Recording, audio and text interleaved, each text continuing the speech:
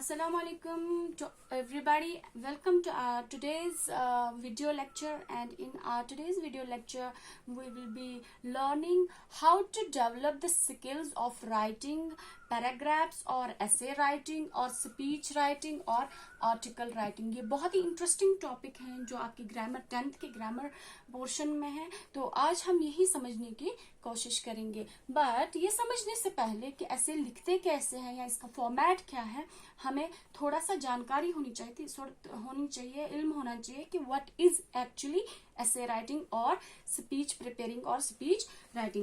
So essay writing is a short piece of writing that gives authors or writers own argument or perspective or viewpoint on some issues. It deals with the single idea. जो essays होते हैं, they are written by some writers or authors who give their own arguments or their own viewpoints or their own perspective or their own opinion about some social or political or issue related to our life. तो ये जो essays होते हैं या speech होते हैं, क्योंकि up to date होना बहुत जरूरी होता है, तो ये एसेज जो होते हैं क्या बोलते हैं इसको, ये किस तरीके से और किस जॉनर में हम लिख सकते हैं, एसेज के कितनी टाइप्स हो सकते हैं, यानी स्पीच हम किस तरीके से तैयार कर सकते हैं, इसकी क्या क्या क्लासेस हो सकती हैं। तो मैं वो बोलना चाहूंगी कि जो कोई भी एसे या कोई भी स्पीच हम इसको 4 तरीकों से प्रिपेयर कर सकते हैं। इसके 4 टाइप्स हो सकते हैं या 4 टाइप्स हैं इसके। वो है पहला narrative type of essays, number 1। Number 2 है descriptive type of essays, and then comes argumentative type of essays,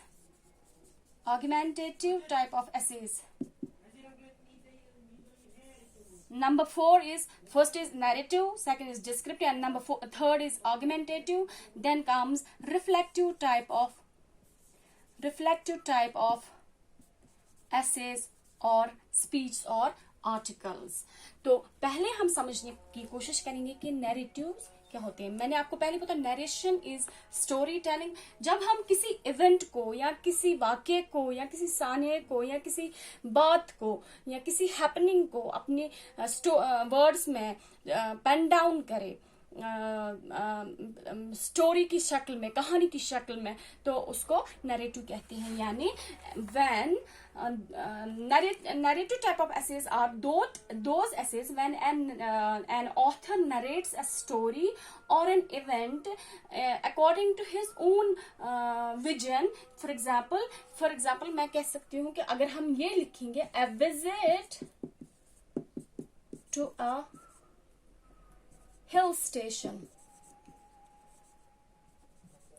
or to a zoo, तो इस पे जो हम स्टोरी बनाएंगे, कहानी बनाएंगे, उसको नैरेटिव टाइप ऑफ एसे कहते हैं। Then comes descriptive type of essays और those essays in which author gives the description, explains the description of a person or place or thing, किसी इंसान की, किसी शख्स की शख्सियत के बारे में, यानी बायोग्राफीज टाइप ऑफ एसेज, या किसी जगह के बारे में, या किसी हिस्टोरिकल मॉन्यूमेंट के बारे में, या किसी हेल्थ रिजॉर्ट के बारे में, या किसी इंस्टीट्यूशन के बारे में, या किसी रिचुअल के बारे में। जब हम डिस्क्रिप्शन या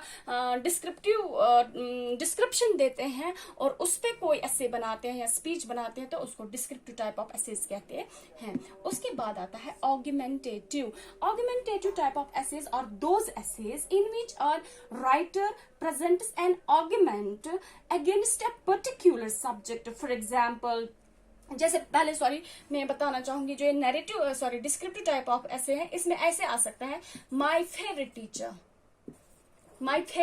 the health resort I like most, the book I like most, the leader I admire most।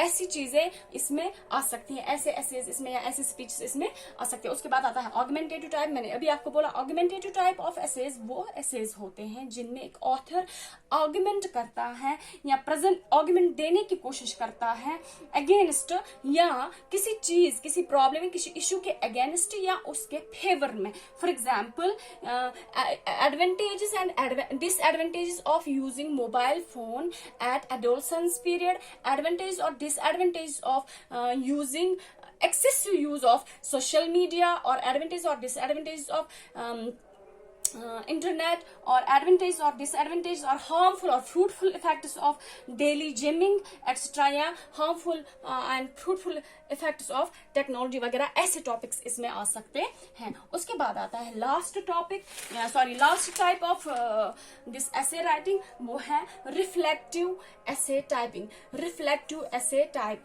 या रिफ्लेक्टिव टाइप ऑफ एसेज. तो reflective type of essays are those essays in which someone's idea on a particular topic, especially on a public issue, for example dowry system, racism, child labor etc. is penned out.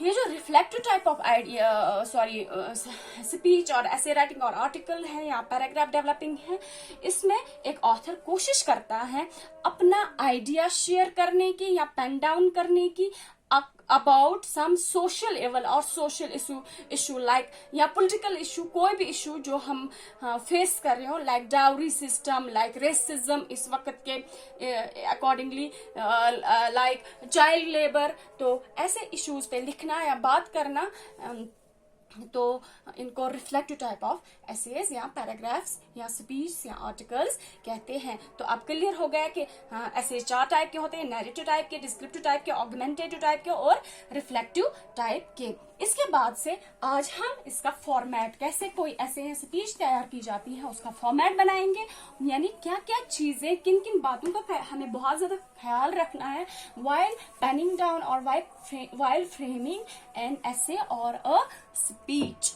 तो हर कोई ऐसे लिखने के लिए पहले क्या जरूरी है, पहले टॉपिक का होना जरूरी है, यानी हेडलाइन का होना जरूरी है, या इशू का होना जरूरी है, या प्रॉब्लम का होना, या टाइटल का होना बहुत जरूरी होता है. टाइटल यानी जिस पे हम बात कर सके, चाहे फिर हम उस पे नैरेटिव बात करें, नरेशन के हिसाब से फ्रेम करें, या डिस्क्रिप्शन दे, या ऑगमेंट करें, या रिफ्लेक्टिव व्यू पॉइंट्स दे. तो उस चीज के लिए पहले क्या लाजमी है कि हमारे पास एक टॉपिक हो, या एक हेडलाइन हो, या कोई इशू हो, या कोई उन्वान हो जिस पे हम बात कर सकें.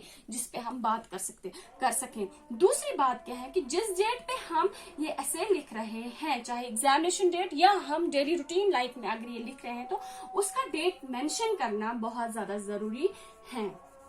तो वो हम पहले ही डेट मेंशन करेंगे. उसके बाद से टॉपिक एज हेडलाइन हम लिखेंगे. कोशिश करेंगे कि टॉपिक का जो पहला लेटर है वो हम कैपिटल लिखें. तो अगर टॉपिक का या टाइटल का छोटा 1 या 2 वर्ड्स में, तो हमें चाहिए कि हम उसको कैपिटल लेटर्स में ही लिखें. तो दूसरी बात, उसके बाद से ऐसे शुरू होता है. वहां पे हमें क्या चाहिए, जो ऐसे जो है मेन बॉडी ऑफ द पहले हम ये देखेंगे कि इसमें क्या होना चाहिए. जो बॉडी ऑफ द ऐसे है, इसमें मिनिमम 3 चीजों यानी 3 पैराग्राफ्स का होना बहुत जरूरी है.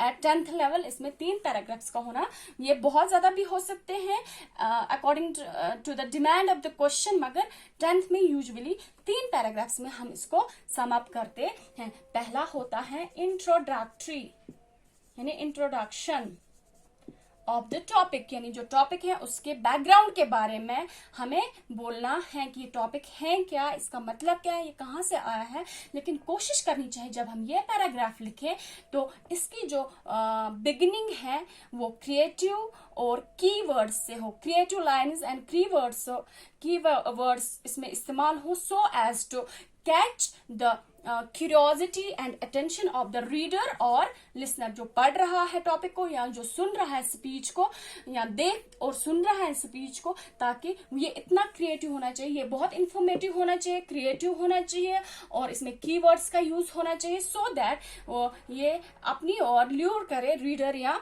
जस्ट लिसनर को. दूसरी बात, यानी इसमें इसको क्यूरियोसिटी देनी है. दूसरा पैराग्राफ होता है मेन कंटेंट. ये कंटेंट जो इंफॉर्मेशन देनी है जिस टॉपिक के बारे में हम बात कर रहे हैं कि इसकी वजह से क्या चीजें हो रही है, अच्छी चीजें क्या हो रही हैं, बुरी चीजें क्या हो रही हैं, नेगेटिव चीजें क्या हो रही है और पॉजिटिव चीजें क्या हो रही है और नेगेटिव चीजें क्या हो रही है। यानी यहाँ पे इस क्यूरियोसिटी को जो रीडर के अंदर या लर्नर के अंदर या क्या बोलते हैं इसको, लिसनर के अंदर पैदा हुई थी, उसको सेटिस्फाई करना है by giving proper knowledge of the topic. और फाइनली लास्ट जो पैराग्राफ आता है वो कंक्लूजन होता है। तो कंक्लूजन यानी हमें सम अप करना होता है, जो हमने पहले और दूसरे पैराग्राफ में लिखा है उसको अपने वर्ड्स में सम अप करके उसका या तो सजेशन देना होता है या कोई रिकमेंडेशन देना होता है कि क्या चीज करनी चाहिए कि नेगेटिव चीज को हम पॉजिटिव में बदलें, जो इस चीज की वजह से, इस टॉपिक की वजह से हो रही हो तो उससे, या अगर किसी पर्सन के बारे में हम पढ़ रहे हैं, अगर हम उससे इंस्पायर हो रहे हैं तो कि हमें फिर लास्ट पैराग्राफ में अपने आने वाली जनरेशन्स को उनके साथ कंपेयर करके उनकी तरह बनने की या उनके माशाल्लाह राह पे चलने की तलकीन करनी है। तो इसके साथ ही ये कंप्लीट हो जाता है। बट ये जो इसका ग्रामर है इसका बहुत ज्यादा ख्याल रखना है, और जो भी हम लिख रहे हैं वो क्रोनोलॉजिकली हम लिखें, सेंटेंस जो भी हम लिख रहे हैं बार बार रिपीट ना करें, और दूसरी बात जो भी हम नॉलेज इसमें प्रोवाइड कर रहे हैं वो क्या बोलते हैं इसको, क्रोनोलॉजिकल ऑर्डर में हो, मैस ना हो, रैंडमली ना हो, ताकि रीडर या लिसनर को वो इजीली समझ सके और उससे फैज़याब हो सके। और फाइनली अगर हम एग्जाम पर्पस के लिए लिख रहे हैं तो हमें लास्ट में लेफ्ट साइड में डेट के सीध में नीचे अपना यानी सिग्नेचर देना है, राइटर्स नेम होना चाहिए, राइटर्स नेम एंड डिजिग्नेशन होना चाहिए। बस ये है फॉर्मेट। किसी भी ऐसे या किसी भी मजमून का या किसी भी स्पीच का, किसी भी तकरीर का, किसी भी टॉपिक का, किसी भी इश्यू का, किसी भी पैराग्राफ का जो हमें रेज करना है और अपने वर्ड्स में उसके अपने व्यू पॉइंट्स देने हैं, या किसी भी ऑथर को या किसी भी राइटर को अपने व्यू पॉइंट्स उस पर आगे रखने हैं, तो इन चीजों का हमें बहुत ज्यादा ध्यान रखना है। तो ये कैसा अपीयर होगा आफ्टर डेवलपिंग दिस ऐसे और स्पीच, ये कैसे अपीयर होगा, यहाँ पे हेडलाइन आएगी, यहाँ से पैराग्राफ थोड़ी सी जगह लेफ्ट में छोड़ के पैराग्राफ शुरू होगा, पैरा 1 यहाँ पे कंप्लीट क्या किस हिसाब से इसकी क्या लेंथ होगी, पैरा 2 इसके नीचे सीध में शुरू होगा, अकॉर्डिंगली पैरा 3 शुरू होगा, और यहाँ कहाँ पे वो कंप्लीट होता है पैरा का पता नहीं चलता है, वो अपने हिसाब से कंप्लीट होता है, और फाइनली यहाँ पे name and designation of the writer. Designation is not that much necessary, but name का होना बहुत जरूरी है। और अगर एग्जाम पर्पस के लिए ऐसे कर रहे हैं तो इंशाल्लाह you will be grabbing maximum of the marks, और इसके मार्क्स मैक्सिमम है 10 marks in board exams. Thank you. ये था आज के टॉपिक के बारे में, और इसी के हिसाब से कल हम एक स्पेसिमेन ऐसे फ्रेम करेंगे या कंपाइल करेंगे यहाँ पे, और चूंकि ये पूरे वीडियो लेक्चर में नहीं समाता है तो कल इसके लिए नया हम बनाएंगे। लेकिन ऑलरेडी मैंने आपको बहुत सारे स्पेसिमेन एसेज पीडीएफ फाइल बना के व्हाट्सएप ग्रुप पे फॉरवर्ड किए हुए हैं, लेकिन कल यहाँ पे हम नेक्स्ट लेसन में एक ऐसे फॉर्मुलेट करेंगे जो कल ही मैं इसमें वीडियो लेक्चर में अनाउंस करूंगी। Thank you, have nice time, till we meet again. Thank you very much.